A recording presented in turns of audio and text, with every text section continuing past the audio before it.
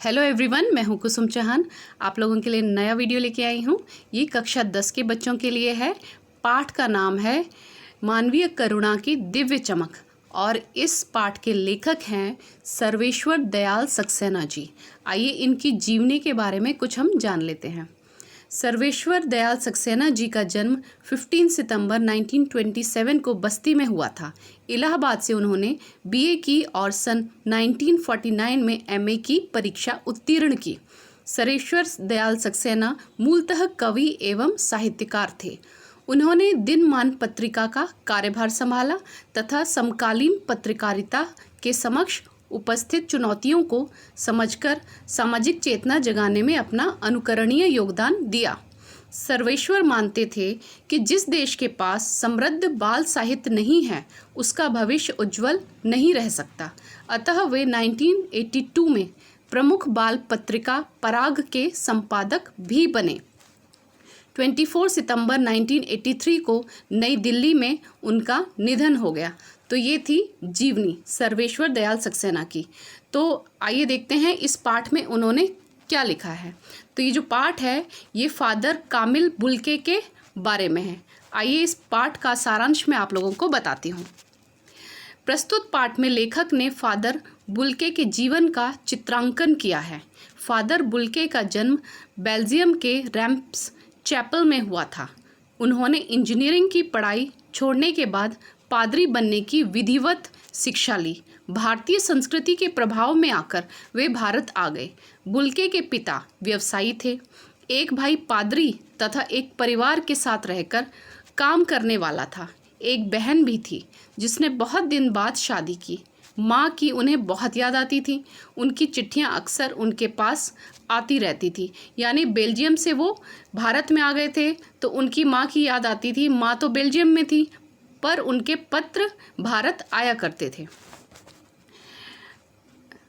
उन पत्रों को वो अपने मित्र रघुवंश को हमेशा दिखाते रहते। भारत में उन्होंने जिसेंट संघ में 2 साल तक पादरियों के बीच रहकर धर्माचार की शिक्षा प्राप्त की। 9-10 वर्ष दार्जिलिंग में रहकर अध्ययन कार्य किया। कोलकाता में रहते हुए बीए तथा इलाहाबाद से एमए की परीक्षाएं उत्तीर्ण की। हिंदी से उनका अत्यधिक लगाव रहा। उन्होंने प्रयाग विश्वविद्यालय के हिंदी विभाग से सन 1950 शोध प्रबंध राम कथा उत्पत्ति और विकास लिखा। रांची में सेंट जेवियर्स कॉलेज की हिंदी तथा संस्कृत विभाग के विभागाध्यक्ष के रूप में उन्होंने काम किया। बुल्के ने मातृलिंग के प्रसिद्ध नाटक ब्लूबर्ड का रूपांतर नीला पक्षी के नाम से किया। बाइबल का हिंदी अनुवाद किया तथा एक हिंदी अंग्रेजी कोश भी तैयार किया है। वे भारत में रहते हुए 2-4 बार ही बेल्जियम गए थे। यानी वो अधिकतर भारत में ही रहे। उनकी जो पढ़ाई लिखाई थी वो पूरी भारत में ही हुई थी। लेखक का परिचय बुल्के से इलाहाबाद में हुआ जो कि दिल्ली आने पर भी बना रहा। लेखक उनके महान व्यक्तित्व से बहुत प्रभावित थे जिससे उनके पारिवारिक संबंध बन गए। वे एक बार रिश्ता बनाते तो तोड़ते नहीं। उनकी चिंता हिंदी को राष्ट्रभाषा के रूप में देखने की थी। वे हिंदी भाषियों को ही हिंदी की उपेक्षा करने पर झुंझलाते और दुखी हो जाते। लेखक के पत्नी और बेटे की मृत्यु पर बुल्के द्वारा सांत्वना देती हुई पंक्ति ने लेखक को अनोखी शांति प्रदान की। फादर बुल्के की मृत्यु दिल्ली में जहरबाद से पीड़ित होकर हुई। अंतिम समय में उनकी दोनों हाथ की उंगलियां सूज गई थीं। दिल्ली में रहकर भी लेखक को उनकी बीमारी और उपस्थिति का ज्ञान न होने से अफसोस हुआ। 18 अगस्त 1982 की सुबह 10 बजे कश्मीरी गेट निकलकर कब्रगाह में उनका ताबूत एक नीली गाड़ी से रघुवंश जी के बेटे परिजन राजेश्वर सिंह और कुछ पादरियों ने उतारा और अंतिम छोर पर पेड़ों की घनी छाया में ढके कब्र तक ले जाया गया।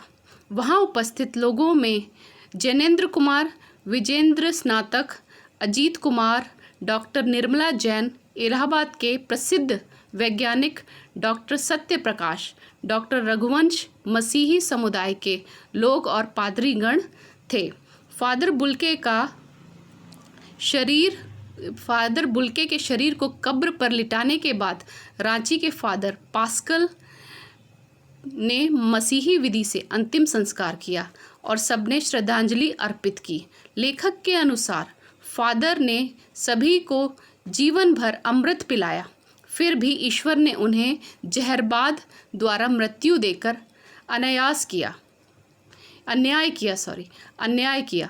लेखक फादर को ऐसे सघन वृक्ष की उपमा देता है जो अपनी घनी छाया, फलभूत और गंध से सबका होने के बाद भी अलग और सर्वश्रेष्ठ था।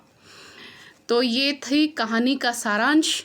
अगर ये सारांश आप लोगों को अच्छा लगे तो प्लीज़ ज़्यादा से ज़्यादा लाइक और शेयर ज़रूर करें। धन्यवाद।